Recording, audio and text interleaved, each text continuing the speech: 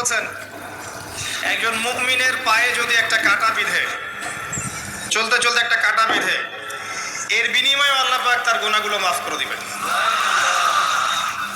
তো যে বিষয়টা বলছিলাম যে আল্লাহ রাব্বুল আলামিন সূরা আরাফের 179 নম্বর আয়াতে বলেছেন যে আমি প্রচুর জিন আর মানুষকে সৃষ্টি করেছি জাহান্নামের জন্য।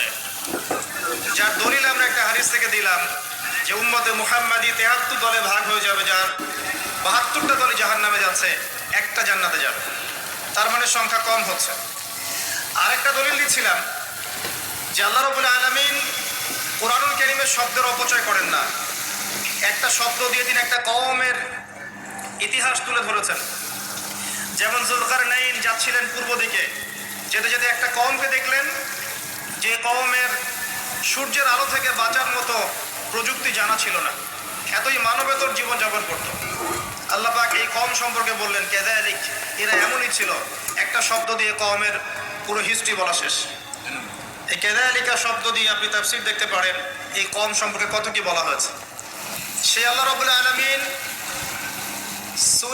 সূরাতুর রহমানের মধ্যে একই আয়াত 31 বার রিপিট করলেন বা 32 বার রিপিট করলেন। ফাবিআইয়ি আলাই রাব্বিকুমা তুকাযিবান, মানে কি, কারণটা কি? কারণ এই সূরার মধ্যে এমন কিছু আছে যেটা আল্লাহ পাক চাচ্ছেন আমরা বেশি বেশি করে বুঝি। তোমরা আল্লাহর কোন কোন নিয়ামতকে অস্বীকার করবে। আল্লাহ রাব্বুল আলামিন আমাদেরকে কৃতজ্ঞ হতে বলছেন এই সূরার মধ্যে। আমরা যদি আল্লাহর নিয়ামত চতুর্দিকে দেখি তাহলে গুণে শেষ করতে পারবো না। আল্লাহ পাক বারবার স্মরণ করাচ্ছেন তোমরা আল্লাহর কোন কোন নিয়ামতকে অস্বীকার করবে।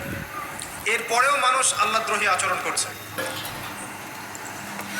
সহিহ বুখারীর মধ্যে 4 বার এই হাদিসটা আসার মানে হচ্ছে যে আল্লাহ পাক এখানেও বোঝানোর চেষ্টা করছেন যে জাহান্নাম থেকে বাঁচার জন্য আমাদের কত সতর্ক থাকা উচিত।